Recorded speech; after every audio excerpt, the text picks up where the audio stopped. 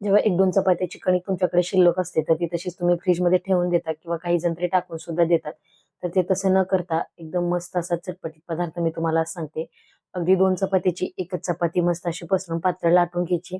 आता त्याच्यावरचे जे काही मसाले डब्यामध्ये तुमच्या मसाले असतात, ते सगळे मसाले याच्यामध्ये टाकून घ्या. अगदी चिमूट-चिमूट किंवा पाव-पाव चमचा मसाले याच्यामध्ये टाकायचे. थोडंसं मीठ सुद्धा वरून टाकायचं, कारण आपण चपातीमध्ये मीठ वापरलेलं असतं, तरी सुद्धा वरून मसाले घालतो त्यामुळे तिखट होतं. त्याच्यासाठी थोडंसं मीठ टाकायचं. खूप सारे असे भरपूर पांढरे तीळ घालायचे आणि 1 चमचाभर तूप टाकून जे मसाले आहेत ते सगळीकडून छान मस्त असे पसरवून घ्यायचे. जर लहान मुलं खाणार असतील तर लाल तिखट स्किप करा.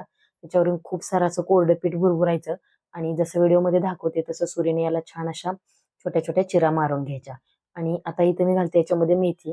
तुमच्याकडे मेथी नसेल तुम्ही पालक वापरू शकता, खूप सारी कोथिंबीर वापरू शकता किंवा कसुरी मेथी वापरली तरी सुद्धा चालेल.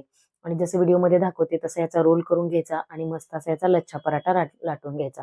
त्या पराठा लाटताना फार असा पातळ लाटायचा नाही, थोडासा जाडसर ठेवायचा. तुम्हाला जर अजून भाजी आवडत असेल तर तुम्ही वरून अजून याच्यावरती भाजी सुद्धा लावू शकता. फक्त मेथीची भाजी लावताना ती बारीक कापलेली असावी, म्हणजे ती व्यवस्थित पिठाला चिकटून राहते. छान असा पराठा लाटून घ्यायचा आणि तव्यामध्ये तूप घालून दोन्ही बाजूनी मस्त असा खरपूस भाजून घ्यायचा. तर माझ्या मुलींना तर हा पराठा खूप जास्त आवडतो आणि आठवड्यातून कमीत कमी 3 वेळा तरी दुपारच्या जेवणासाठी मी त्यांच्यासाठी बनवून देते.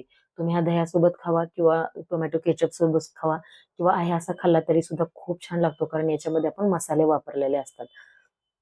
आता गॅस मध्यम ठेवून दोन्ही बाजूने छान असं तूप लावून खरपूस भाजून घ्यायचा आणि पूर्ण भाजून झाल्यानंतर त्याला छान असा धुपटून घ्यायचा. म्हणजे त्याच्या ज्या लेयर आहेत त्या रिकाम्या होतात आणि एकदम व्यवस्थित असा लच्छा पराठा आपला बनवून तयार होतो.